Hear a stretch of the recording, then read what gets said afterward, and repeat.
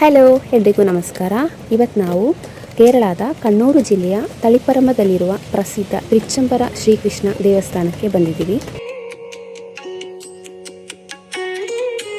ಈ ದೇವಾಲಯದ ಪ್ರಮುಖ ಆರಾಧ್ಯ ದೈವ ಶ್ರೀಕೃಷ್ಣ. ಆದರೆ ಇಲ್ಲಿ ಕಾಣಿಸುವ ಕೃಷ್ಣನ ರೂಪವು ಸಾಮಾನ್ಯವಾಗಿ ನಾವು ಕಾಣುವ ಕೊಳಲು ಹಿಡಿದ ಬಾಲಕೃಷ್ಣನ ರೂಪಕ್ಕಿಂತ ವಿಭಿನ್ನವಾಗಿದೆ.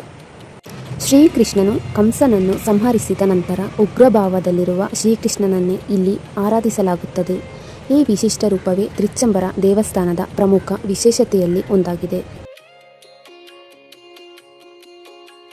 ಈ ಕ್ಷೇತ್ರದ ಆವರಣದ ಮುಂಭಾಗದಲ್ಲಿ ಕೊಳದ ಮಧ್ಯದಲ್ಲಿರುವ ಸಣ್ಣ ದ್ವೀಪದಲ್ಲಿ ದುರ್ಗಾದೇವಿಯ ಸನ್ನಿಧಿ ಇದೆ.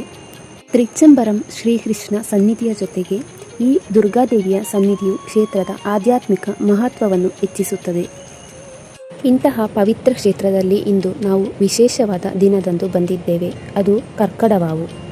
ಕರ್ಕಟ ಮಾಸದ ಅಮಾವಾಸ್ಯೆಯನ್ನು ಕೇರಳದ ಹಿಂದೂ ಸಂಪ್ರದಾಯದಲ್ಲಿ ಪಿತೃಗಳನ್ನು ಸ್ಮರಿಸುವ ಪ್ರಮುಖ ದಿನವಾಗಿ ಆಚರಿಸಲಾಗುತ್ತದೆ. ಈ ದಿನ ಅನೇಕರು ತಮ್ಮ ಪೂರ್ವಜರನ್ನು ನೆನಪಿಸಿಕೊಂಡು ಪಿತೃದರ್ಪಣ ಮತ್ತು ಇತರ ಕರ್ಮಗಳನ್ನು ಸಲ್ಲಿಸುತ್ತಾರೆ. ತಮ್ಮನ್ನು ಈ ಲೋಕಕ್ಕೆ ಕರೆತಂದ ಪೂರ್ವಜರನ್ನು ಸ್ಮರಿಸಿ ಅವರ ಆತ್ಮಕ್ಕೆ ಶಾಂತಿ ಸಿಗಲಿ, ಅವರ ಆಶೀರ್ವಾದ ನಮ್ಮ ಕುಟುಂಬದ ಮೇಲೆ ಸದಾ ಇರಲಿ ಎಂದು ಪ್ರಾರ್ಥಿಸುವ ಪವಿತ್ರ ಸಂದರ್ಭ ಇದು. ಶ್ರೀಕೃಷ್ಣ ಮತ್ತು ದುರ್ಗಾದೇವಿಯ ಆಶೀರ್ವಾದ ಎಲ್ಲರ ಮೇಲೆ ಇರಲಿ. ಈ ವಿಡಿಯೋ ನಿಮಗೆ ಇಷ್ಟವಾಗಿದ್ದರೆ ಲೈಕ್ ಮಾಡಿ, ಶೇರ್ ಮಾಡಿ ಮತ್ತು ನಮ್ಮ ಚಾನಲನ್ನು ಸಬ್ಸ್ಕ್ರೈಬ್ ಮಾಡೋದನ್ನು ಮರಿಬೇಡಿ. ಧನ್ಯವಾದಗಳು.